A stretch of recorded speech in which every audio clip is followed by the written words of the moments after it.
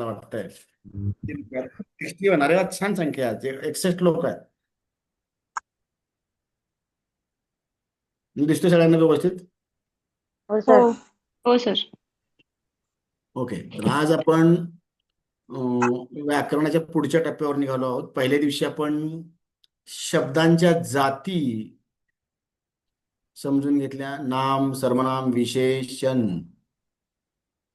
क्रिया विशेषण, क्रियापद, अव्यय, अव्यय, परत आणखी उपसर्ग, प्रत्यय, या सगळ्या गोष्टी आपण शिकलो. आज आपण त्याच्या पुढच्या टप्प्यावर जाणार आहोत. आजचा आपला जो टॉपिक आहे त्याचं नाव आहे अलंकार आणि छंद. आता अलंकाराबद्दल काय माहिती आहे तुम्हाला? कशाला आपण अलंकार म्हणतो? आपण आता कधी अलंकार घालतो? सुंदर अलंकार हे दिसण्यासाठी किंवा सौंदर्य दाखवण्यासाठी. वृद्धीसाठी असतात, नाही का? अलंकार हा शब्द ऐकलाय का तुम्ही सगळ्यांनी? आपल्या दैनंदिन जीवनामध्ये अलंकार Yes, ही sir. फार महत्वाचे आहे, हो हो की नाही? मग आपण ठिकठिकाणी अलंकार अलंकार म्हणजे जे सौंदर्य निर्माण करतात त्याला आपण अलंकार असं म्हणतो. मग ते जगण्यातलं सौंदर्य असेल, भाषेमधलं सौंदर्य असेल, व्यक्तिमत्वातलं सौंदर्य असेल, लिखाण कार्यातलं सौंदर्य असेल, दैनंदिन जीवनातलं, व्यवसायातलं, प्रत्येक ठिकाणातलं जी काही सजावट केली जाते त्याला जे देखणे पण दिलं जातं, तर त्या त्या गोष्टींना अलंकार असं म्हणतात. आणि छंद म्हणजे एखाद्या गोष्टीची आवड. पण इथं आपला हा अर्थ वेगळ्या अर्थाचा आहे. छंद म्हणजे लयबद्धता, काव्यमयता, अशा अर्थानं या दोन्ही गोष्टींचा बेसिक अर्थ आपण आता इथं समजून घेऊया. आणि हळूहळू हळू या दोन्ही कॉन्सेप्ट आपण समजून घेऊया, दोन्ही संकल्पना आपण समजून घेऊया आणि पुढे जाऊया. ओके. Next slide. किंवा सर प्लीज नेक्स्ट स्लाइड. हा. तर अलंकार काय करतात? तर भाषेची शोभा वाढवतात. आणि छंद काय करतात? तर काव्याची लय वाढवतात. आता भाषेला शोभा असते का? तर हो, भाषेला शोभा असते. आपण एखाद्या गोष्टीला जेव्हा असं म्हणतो ना, समजा आपण एखाद्याकडं जेवायला गेलो समजा, आणि तिथं आपण जेवण केलं आणि म्हणालो की वहिनी जेवण आवडलं, तर वहिनींना आनंद आहे, हो की नाही? पण जर आपण वहिनींना असं म्हणतो की वा वहिनी काय मजा आहे, आज मजा आली, बऱ्याच दिवसानंतर असं मस्त सुग्रास जेवता आलं, वहिनी 2 दिवस हवेत राहणार की भाऊजींना किंवा ताईंना माझा स्वयंपाक आवडला. हा. किंवा आता बऱ्या पाऊस हा कसा ऋतू आहे, तर पावसामध्ये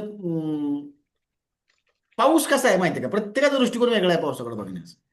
आता ज्या माणसांची घरं रस्त्यावर आहेत, जे साधी घरं आहेत, त्यांच्या घरात जेव्हा पावसाचं पाणी शिरतं तेव्हा ती माणसं वैतागतात. अरे बरं, काय डोक्याला खुराक झालाय, पाऊस वैताग आहे, कचकच कचकच नुसतं चिखल राडा झाला.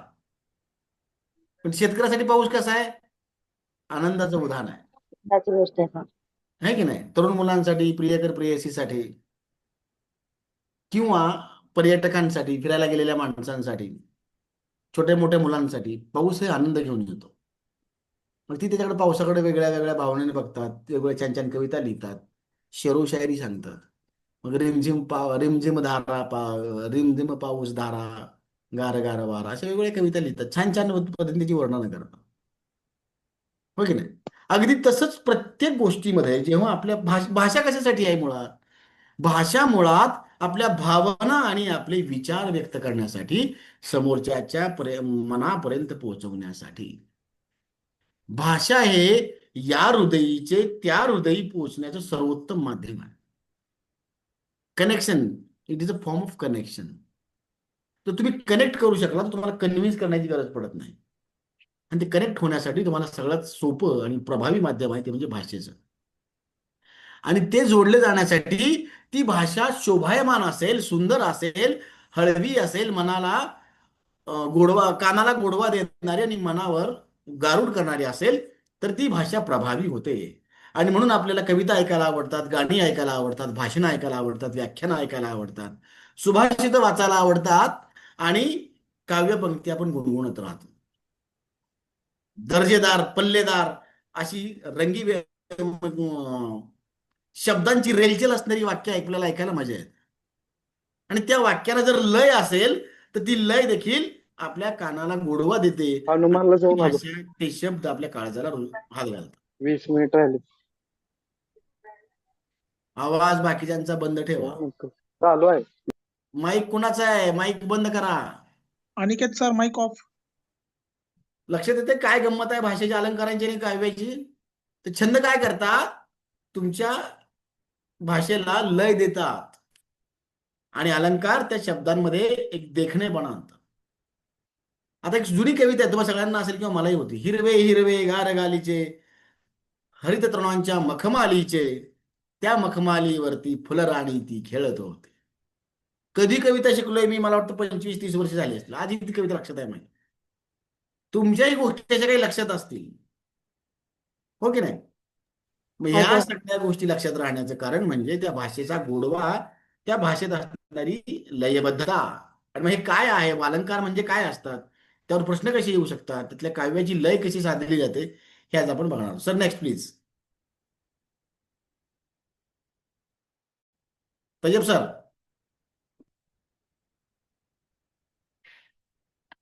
मी करू का शेअर? म्हणजे मग मला करता येऊ शकेल. बघा आज आपण काय काय करणार आहोत. आज आपण अलंकारांचे वेगवेगळे प्रकार आहेत ते समजून घेणार आहोत. छंदांचं प्राथमिक ज्ञान म्हणजे छंद म्हणजे काय, तर ते आपण समजून घेणार आहोत. त्यानंतर उदाहरणं, वेगवेगळे सराव, या सगळ्या गोष्टींची आपण माहिती घेणार आहोत. आजच्या व्याख्यानाचा विषय काय, हेतू काय आहे? अलंकार ही संकल्पना समजून घेणे, छंद ही संकल्पना समजून घेणे, त्या संदर्भातल्या वेगवेगळ्या उदाहरणांचा उहापोह, त्याची चर्चा तयारी करणे आणि या दोन्ही संकल्पनांवर परीक्षेमध्ये आजपर्यंत कसे प्रश्न आलेले आहेत आणि भविष्यात कसे येऊ शकतात यावर फोकस करणे हे आपल्या व्याख्यानाचं आजचं वैशिष्ट्य आहे किंवा आजचा आपला हेतू आहे. Sir next. आता काय म्हणले अलंकार म्हणजे? भाषेला शोभा आणि गोडवा आणणारे अलंकार आहेत. जे शब्द, ज्या गोष्टी त्याला काय म्हणतात? अलंकार, आहे की नाही? आता समजा एखादी स्त्री, एखादी युवती जेव्हा ती सजते, तेव्हा ती कानामध्ये काहीतरी घालते, गळ्यात काहीतरी दागिने घालते, नाकात माईक म्हटलं. एखादी नवरी जेव्हा सजत असते तेव्हा ती कशा प्रकारे अलंकार परिधान करते? छान छान कपडे, डिझायनर ड्रेसेस घातलेले असतात, कानात काहीतरी छान इयर रिंग्स घातलेले असतात, गळ्यात सुंदर सुंदर नेकलेस असतात, कपाळावर छान बिंदी असते, केसात लाल चुटुक असं गुलाबाचं फूल असतं, हातामध्ये किणकिण वाजणाऱ्या रंगीबेरंगी बांगड्या असतात.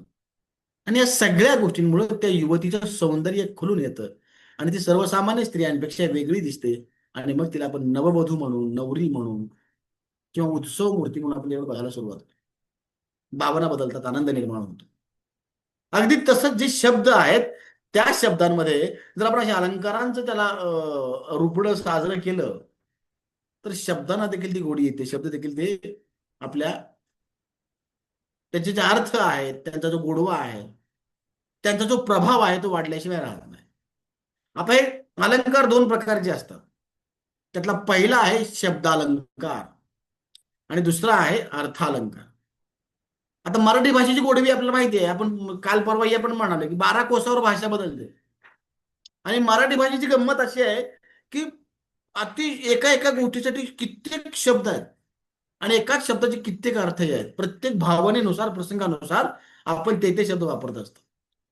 संत श्रेष्ठ ज्ञानोबा माऊली म्हणतात की माझा मराठीचा बोलू कौतुके, परी अमृतातेही पैजा जिंके. मराठी भाषेचा गोडवा एवढा आहे की तो अमृताहूनही जास्त गोड आहे. आणि अशा या माझ्या मराठी भाषेचा जो गोडवा आहे, जे सामर्थ्य आहे, त्यातली जी अलंकारिकता आहे, ते आपण आज समजून घेणार आहोत. Sir next please. आपण शब्दालंकार म्हणजे काय बघूया. तर कशाला म्हणतात शब्दालंकार? तर एकाच ध्वनीचा पुनरुच्चार होणे, है की नाही? आता काय म्हणतोय की आता मी काय 1-2 मिनिटापूर्वी उदाहरण सांगितले. हिरवे हिरवे गार गालीचे, हरित तृणांच्या मखमालीचे. आता हिरवे हिरवे हा शब्द पुन्हा आलाय. आता हरित तृण म्हणजे काय? हिरवं गवत कसं आहे? हिरवा आहे. पुन्हा पुन्हा त्याच्या गोष्टी आल्या. आणि ते मखमाली कशी आहे? हिरवी मखमल आहे. अगदी तसंच इथे एक उदाहरण दिलंय. चंद्र चमचमत होता. चंद्र काय करत होता? चम चम चम करत होता, है की नाही? किंवा शेवटी असे किंवा किंवा बऱ्याच ठिकाणी असं लिहिलं जातं की अं, राष्ट्र तेजाची प्रखर मशाल, प्रज्वलित मशाल, ज्वलंत मशाल. आता मशाल कशी असते? जळणारीच असते ना, ज्वलंतच असते की नाही? पण तिला कशा शब्द वापरला जातो? राष्ट्र निर्माणाची ज्वलंत मशाल, देशप्रेमाची प्रखर मशाल, है की नाही? किंवा बऱ्याच वेळा असं म्हणतात की महाराष्ट्राची मुलूक मैदानी तो, फार भारी बोलणाऱ्या माणसाला हा शब्द वापरतात, हो की नाही? जणू स्वर्गातली अप्सरा. अशा प्रकारचे चंद्रासारखी शीतल आहे, अशा प्रकारचे शब्द वापरले जातात. इथं काय शब्द वापरलाय? चंद्र चमचमत होता. चंद्र काय करतोय? चमचमचम करतोय. याच्यामध्ये हा याला आपण अनुप्रास असं म्हणतो. म्हणजे तोच तोच ध्वनी पुन्हा पुन्हा तिथं सांगितला जातो, दिला जातो, त्याचा वापर केला जातो. एखादं उदाहरण सांगता येईल का मला? सांगा. शब्दालंकाराचं एखादं उदाहरण सांगता येईल का वेगळं कुठलं आणखी?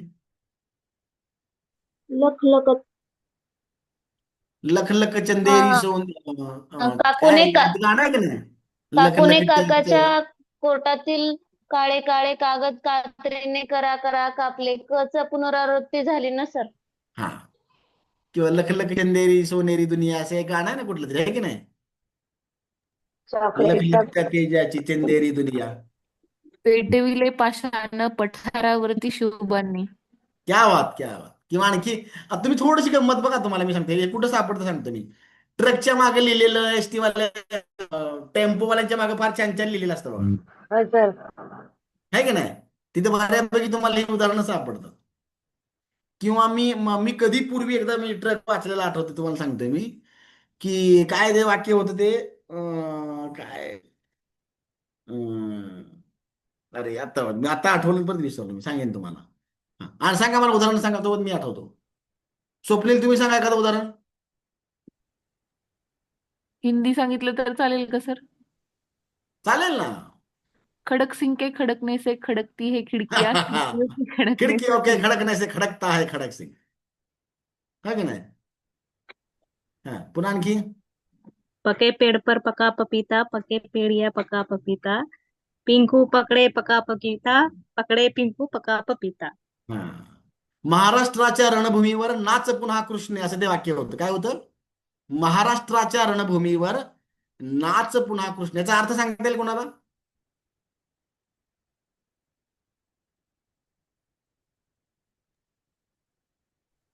किंवा वाक्य आणखी सांगा. हिमथडीच्या तट्टानाया यमुनेचे पाणी पाहू. काय अर्थ आहे त्याचे? तर कृष्णा म्हणजे कोण आहे? शिवाजी महाराजांच्या घोडीचं नाव काय होतं? कृष्णा. शिवरायांनी ज्या ज्यावेळी म्हणजे शिवराय काळामध्ये जो पराक्रम केला, जे शौर्य गाजवलं, जे काही आयुष्य जगले, ते कृष्णा घोडीवर त्यांचा सगळा प्रवास झाला. आणि म्हणून या महाराष्ट्राच्या भूमीवर एक कृष्णा घोडी पुन्हा नाचली पाहिजे, म्हणजे पुन्हा शिवाजी महाराज आले पाहिजे आणि पुन्हा तो इतिहास निर्माण झाला पाहिजे, त्यामागची भावना आहे. किंवा भीमथडीच्या तट्टाना या यमुनेचे पाणी पाजा. तट्टू म्हणजे काय? घोडं. भीमथडी म्हणजे काय? पश्चिम भीमा नदी नाही का? पश्चिम महाराष्ट्रातल्या घोडी किंवा महाराष्ट्रातल्या घोड्यांना यमुनेचे, यमुना कुठे आहे? दिल्लीत आहे. मराठ्यांनी दिल्ली जिंकली आणि दिल्ली जाऊन यमुनेतलं पाणी आपल्या घोड्यांना पाजलं, असा त्याचा अर्थ आहे. ही शब्दांची ताकद आहे, शब्दांचा गोडवा आहे, हे शब्दांचं सौंदर्य आहे, हो की नाही? आता शेवटी काय म्हणले? फुल यमक आहे. यमक कसं केलंय? फुललेले फुल, उमललेले मन. यांच्या खालचे एखादं उदाहरण सांगा मला. लुकलुकणारे चांदण्या. हे राष्ट्र देवतांचे, हे राष्ट्र प्रेषितांचे, आ चंद्र सूर्य नांदो, हे स्वातंत्र्य भारताचे. आहे का नाही यमक शेवटी? हो सर. केशवा माधवा तुझ्या नामात रे गोडवा. आणखी काय आवडतं उदाहरण सांगतो? तुमच्या सगळ्याचं आवडतं सांगतो. सांगू का? परवानगी असेल तर सांगतो. सांगा सर. मी अर्ध सांगतो, तुम्ही अर्ध सांगा. हो सर. एक नंबर काहीतरी होतं की नाही? एक नंबर. तुझी कम. आहे का नाही? म्हणजे किती किती पार परदेशात गेले गाणं ते. भीमा तुझ्या जन्मामुळे उद्धरली कोटी कुळे. किती छान छान गाणी आहेत, किती छान छान शब्दालंकार वापरलेत. काय भाव आहे त्याच्यामध्ये, काय सौंदर्य आहे, काय मजा आहे, काय गोडवा आहे. तर यालाच आपण मना शब्द. सज्जना भक्ती पंथेची जावे.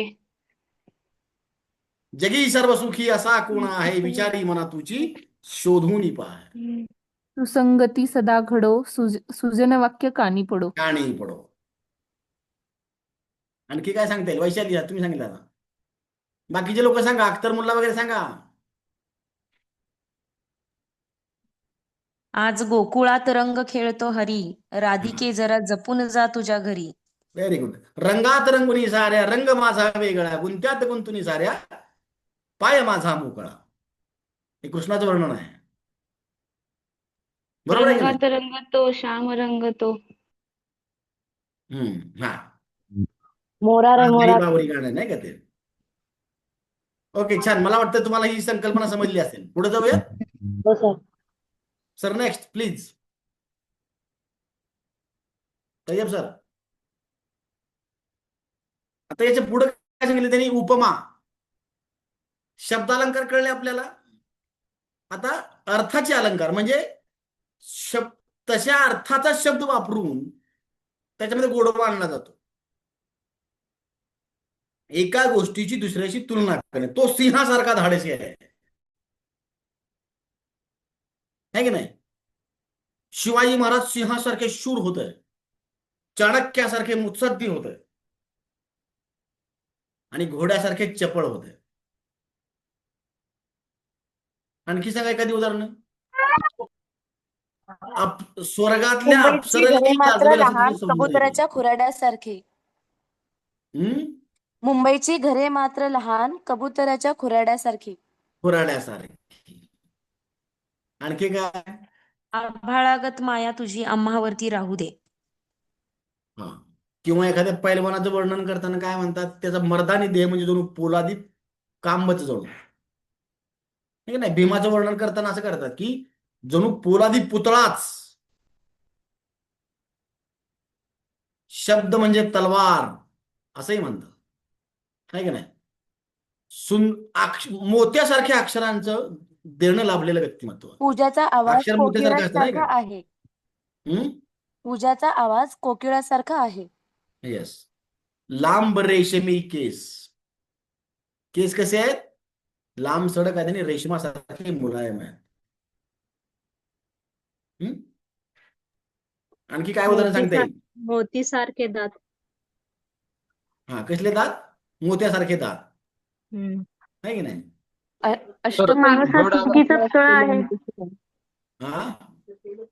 अष्टपैलू व्यक्तिमत्व असलेले आमचे सर. येस. गडाला पण सिंह हा गेला हा शब्द तय्यब सरांना लागू पडतो बरं का? बरोबर. हो सर, हो. हा माझा अनुभव आहे. मी त्यांचं कौतुक नाही करत, पण माझा अनुभव आहे. नाही, खरंच सर, आमचाही अनुभव. हा, मी पण सरांचा विद्यार्थीच आहे, त्यामुळे मला माहिती आहे. स्वर्गाहूनही सुंदर आपले घर. क्या बात. हा, आणखी? सर गडाला पण सिंह गेला येईल का? चुकीचा पुतळा आहे. हा, गडाला पण सिंह गेला. याच्यामध्ये काय अर्थ आहे? नाही की नाही? तानाजीला सिंह म्हणले महाराज. वाघाच्या जबड्यात घालून हात मोजती जात ही जात मराठ्याची. ही शंभराच्या बोललं जातं की त्या सिंहाच्या जबड्यात हात घालून त्याचे दात मोजले. इतकं शौर्य आहे मराठ्यांमध्ये, एवढं शौर्य आहे. आता पुढे रूपक. रूपकात काय सांगितले? थेट एका गोष्टीला दुसऱ्या स्वरूपात मांडणे. तो रणांगणावरचा वाघ आहे की नाही? किंवा आमची वहिनी म्हणजे जणू सुगरणच. सुगरण शब्दाचा अर्थ काय? पाककलेमध्ये निपुण. हा, पाककले. माझी आई म्हणजे जणू लक्ष्मी, दुसरी लक्ष्मी. किंवा तो लालबागचा राजा आहे. काय म्हणले? तो लालबागचा राजा आहे. नीट स्पष्ट. शिक्षकाचा आवाज स्पष्ट, शब्दोच्चार स्पष्ट आणि आवाज खणखणीत असला पाहिजे. सर तो लालबागचा राजा आहे. येस, तो लालबागचा राजा आहे. आणखी काय? देह देवाचे मंदिर, आत आत्मा परमेश्वर. परमेश्वर. प्र.के. अत्रेंना महाराष्ट्राची मुलूक मैदानी तोफ म्हणून ओळखलं जातं. म्हणजे अत्रे जर बोलायला उभे राहिले तर भल्या भल्यांना घाम फुटत असते, है की नाही? आणखी काय उदाहरण सांगता येतील? मला डेली लाईफ मधली उदाहरणं सांग. पुस्तकातली उदाहरण आपल्याला कुठेही सापडते.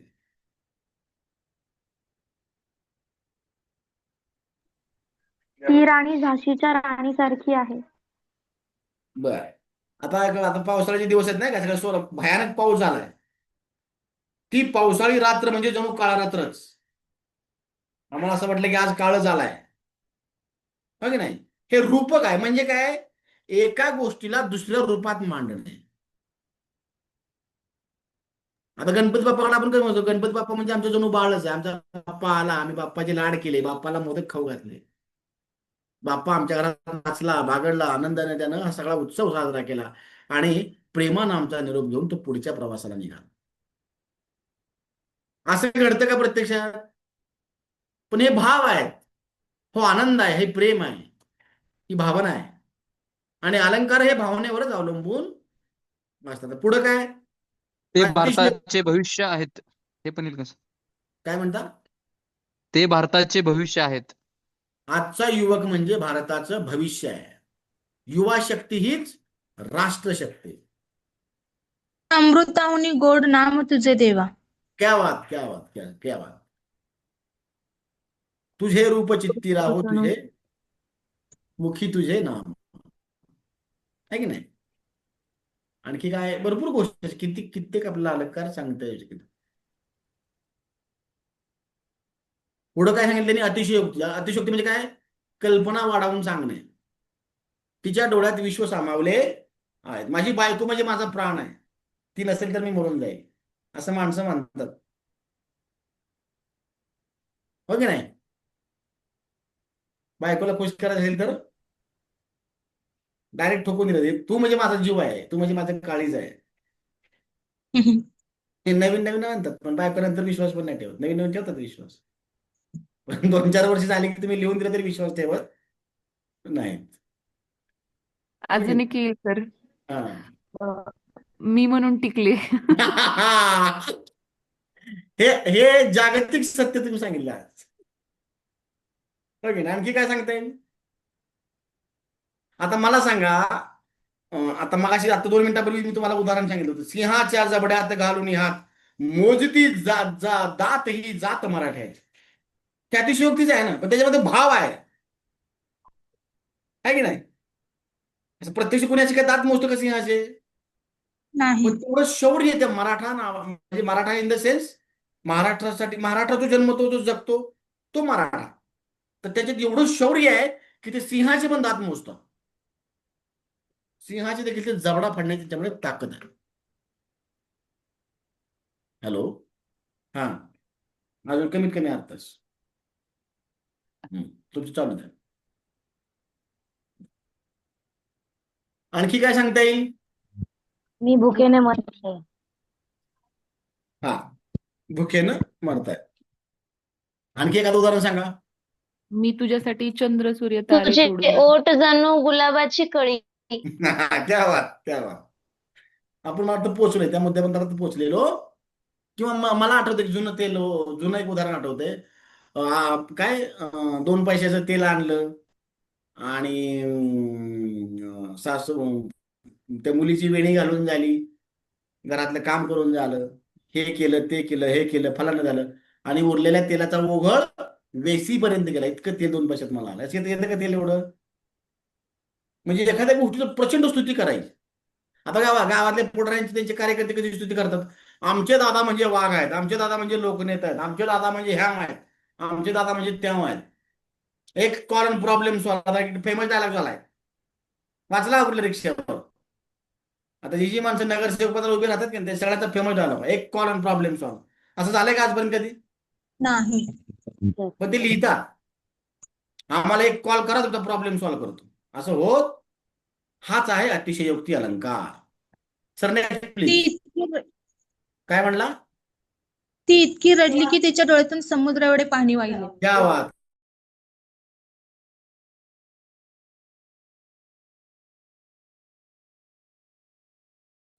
याला आपण काय म्हणतो? छंद असं म्हणतो. मात्रावृत्त आहे की नाही? म्हणजे काव्य लिहिताना कसं पण लिहून चालेल का?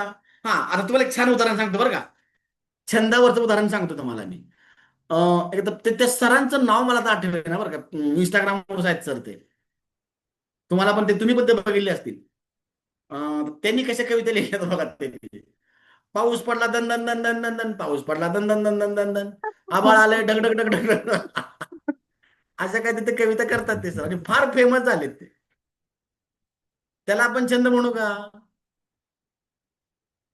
नाही पण सर. आजकाल सोशल मीडियामध्ये काहीतरी वेगळं केलं की लोक तुम्हाला अट्रॅक्ट होतात, आणि म्हणून कुणी काही करायला लागलेला आहे. पण तो ऍक्च्युली छंद नाही. तर छंदामध्ये